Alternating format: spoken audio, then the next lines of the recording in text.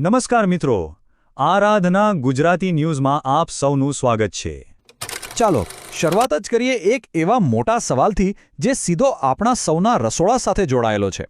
શું કઠોળના ભાવ એટલા વધી જશે કે એ સામાન્ય માણસની પહોંચની બહાર જતા રહેશે? આ ભાવ વધારા પાછળનું સાચું કારણ શું છે? એની સંપૂર્ણ વિગત આપણે આ વિશ્લેષણના છેક અંતમાં જાણીશું, એટલે અમારી સાથે અંત સુધી જોડાયેલા રહેજો। તો ફટાફટ એક નજર કરી લઈએ આજના મુખ્ય સમાચારો પર। કપાસના ભાવમાં અચાનક આટલો ઉછાળો કેમ આવ્યો? મગફળીનું બજાર ખેડૂતો માટે કેવું રહ્યું? સરકારી ખરીદીથી ખેડૂતોને ખરેખર ફાયદો થઈ રહ્યો છે? શાકભાજીના ભાવ કેમ આસમાને પહોંચ્યા છે? બટેટા ડુંગળીના બજારમાં શું ચાલી રહ્યું છે? એરંડા બજાર કેમ એકદમ સ્થિર છે? સોલાર પંપ યોજના માટે ખેડૂતો કેમ પડાપડી કરી રહ્યા છે? મહુવા યાર્ડમાં એવી તો શેની ધમાકેદાર શરૂઆત થઈ? અને હા, એ ખાસ સમાચાર જેની આપણે સૌ રાહ જોઈ રહ્યા છીએ, કઠોળના ભાવ આટલા બધા કેમ વધી ગયા? આ બધા જ સમાચારો વિશે આપણે હવે ઊંડાણપૂર્વક વાત કરવાના છીએ, પણ એ પહેલાં અમને તમારા સાથ અને સહકારની ખૂબ જરૂર છે।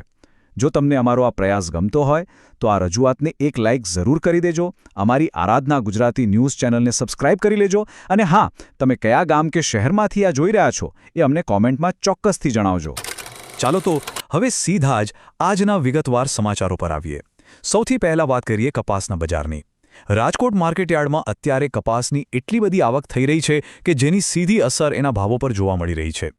રાજકોટ એપીએમસી એટલે કે ખેતીવાડી ઉત્પન્ન બજાર સમિતિમાં બીટી કપાસના 20 કિલોના ભાવ ઓછામાં ઓછા 1305 રૂપિયાથી લઈને સારા માલના વધુમાં વધુ 1545 રૂપિયા સુધી બોલાયા છે। યાર્ડમાં વાહનોની લાંબી લાઈનો લાગી છે અને વેપારીઓ પણ સારી ક્વોલિટીના કપાસ માટે ઊંચા ભાવ આપવા તૈયાર બેઠા છે। તમારા વિસ્તારમાં કપાસના શું ભાવ ચાલી રહ્યા છે, જરા કોમેન્ટમાં જણાવજો। કપાસ પછી હવે વાત કરીએ મગફળીના બજારની। રાજકોટ અને ગોંડલના યાર્ડમાં પણ મગફળીની આવક સારી છે અને ખેડૂતોને સારા ભાવ મળતા હોવાથી એમના ચહેરા પર ખુશી જોવા મળી રહી છે। જો ભાવની વાત કરીએ તો જાડી મગફળીના 20 કિલોના ભાવ 1015થી 1400 રૂપિયા સુધી રહ્યા, જ્યારે ઝીણી મગફળી 1000થી 1380 રૂપિયામાં વેચાઈ। આના પરથી એક વાત તો સ્પષ્ટ છે કે જે ખેડૂતનો માલ સારો એને એની મહેનતનું વળતર પણ સારું જ મળે છે। તમારા ત્યાં મગફળીના શું ભાવ ચાલે છે? ખેડૂતો માટે વધુ એક સારા સમાચાર છે।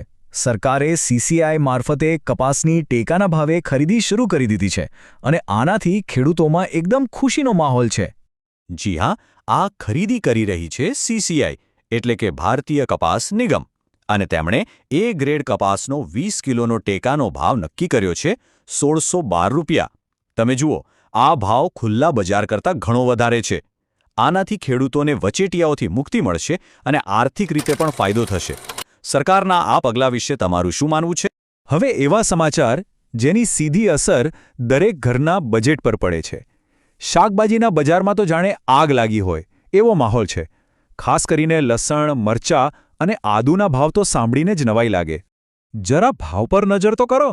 20 કિલો લસણના મહત્તમ ભાવ 1192 રૂપિયા, આદુના 1079 રૂપિયા અને લીલા મરચાના 804 રૂપિયા સુધી પહોંચી ગયા છે।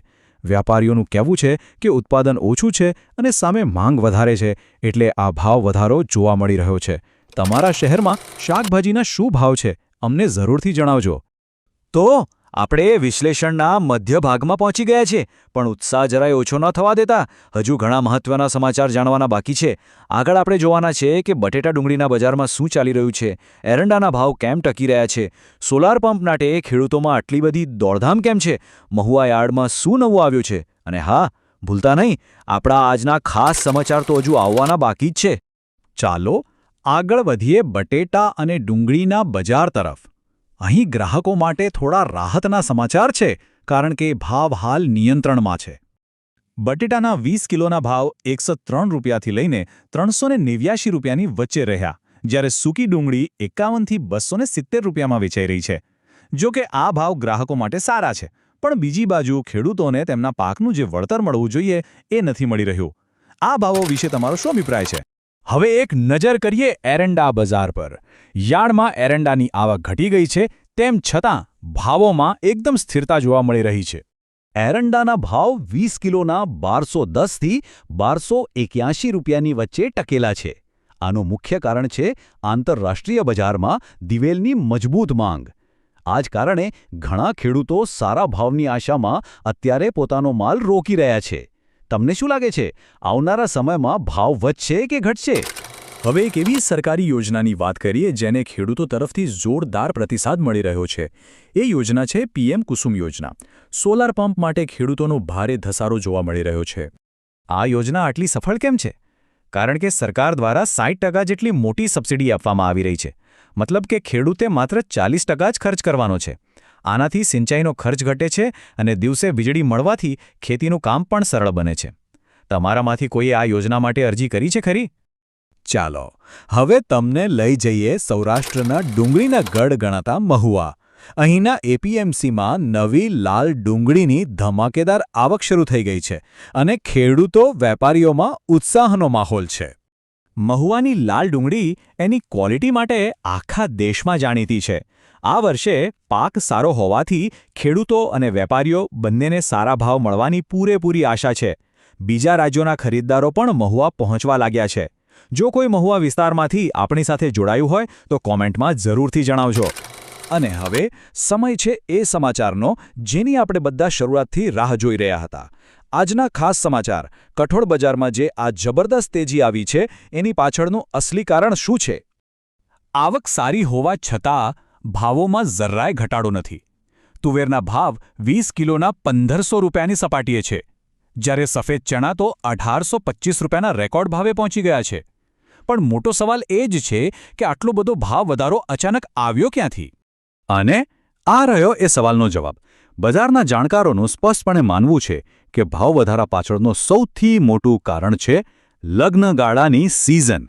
જી હા, લગ્નસરાને કારણે કઠોળની માંગમાં અચાનક એટલો બધો ઉછાળો આવ્યો છે કે માંગ સામે પુરવઠો ઓછો પડી રહ્યો છે અને એટલે જ ભાવો આસમાને પહોંચી ગયા છે.